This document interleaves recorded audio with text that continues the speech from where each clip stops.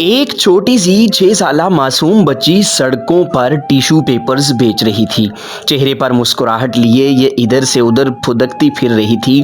ग्राहकों को आते देखकर अपनी छोटी सी टोकरी उनके सामने करती हुई कहती, आपको टिश्यू पेपर्स चाहिए? वो एक खातून के सामने से गुजरती है तो देखती है कि वो रो रही है। मासूम बच्ची उसके पास रुक जाती है। खातून ने भी अश्कबार आंखों से उस प्यारी सी बच्ची को देखा जो चेहरे पर खूबसूरत मुस्कुराहट लिए उसे टिश्यू पेपर का पैकेट पेश कर रही थी।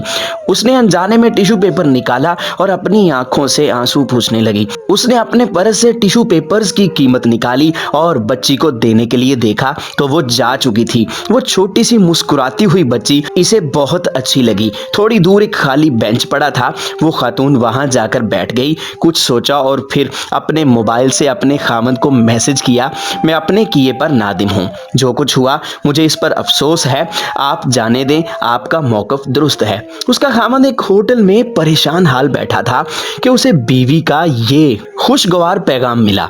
उसके चेहरे पर पुरसुकून मुस्कुराहट छा गई। इन मियाँ बीवी के माबैन किसी बात पर झगड़ा हो गया था। इस खुशी में इसने वेटर को बुलवाया और बड़ी खुशी से उसे 50 मिस्री पाउंड पकड़ाकर कहा कि ये तुम्हारे हैं। वेटर को एतबार ना आया और कहने लगा, चाय की कीमत तो सिर्फ 5 पाउंड थी, बाकी तुम्हारी टिप है। वो गोया हुआ। अब वेटर के चेहरे पर मुस्कुराहट थी। वेटर को इतनी बड़ी रकम का मिलना कोई मामूली बात ना थी। उसने एक फैसला किया और वो इस बूढ़ी फकीर औरत के पास जा पहुंचा जो फुटपाथ पर कपड़ा बिछाए चॉकलेट और टाफियां बेच रही थी। उसने 1 पाउंड की चॉकलेट खरीदी और इसे मुस्कुराते हुए 10 पाउंड पकड़ा दिए। बाकी पाउंड तुम्हारे लिए, उसने कहा और अपने काम पर वापस चल दिया। बूढ़ी खातून बार बार इस 10 पाउंड के नोट की तरफ देख रही थी जो इसे बगैर किसी मेहनत और सिले के मिल गए थे। उसके चेहरे पर बेहद मुस्कुराहट थी। उसका दिल मारे खुशी के बिलियों उछल रहा था। उसने जमीन पर बिछाए हुए अपने सामान को समेटा और सीधी कसाब की दुकान पर जा पहुंची।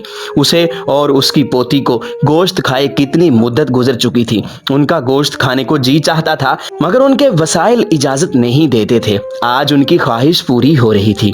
उसने मुस्कुराते हुए गोश्त खरीदा और घर चल दी। बूढ़ी अम्मा ने बड़ी मेहनत और शौक से गोश्त पकाया और नन्ही सी प्यारी सी पोती का इंतजार करने लगी कि वही तो इसकी कुल कायनात थी। आज वो गोश्त खाकर कितनी खुश होगी। वो सोचों में गुम थी कि टिश्यू पेपर्स बेचने वाली उसकी पोती मुस्कुराती हुई घर में दाखिल हुई। आज उसके चेहरे पर आम दिनों से ज्यादा मुस्कुराहट थी। क़ारीन इकराम, क्या ऐसा नहीं हो सकता कि हम भी इस टिश्यू पेपर्स बेचने वाली बच्चे की तरह मुस्कुराहटें तकसीम करें, लोगों में खुशियां बांटें? रसूल करीम सल्लल्लाहु अलैहि वसल्लम की हदीस पर गौर करें। रसूल करीम सल्लल्लाहु अलैहि वसल्लम ने एक हदीस में अपनी उम्मत की रहनुमाई फरमाई और चेहरे की मुस्कुराहट की जानब तवज्जो दिलाते हुए फरमाया कि तुम्हारा अपने भाई के साथ मुस्कुराते हुए चेहरे से पेश आना भी सदका है।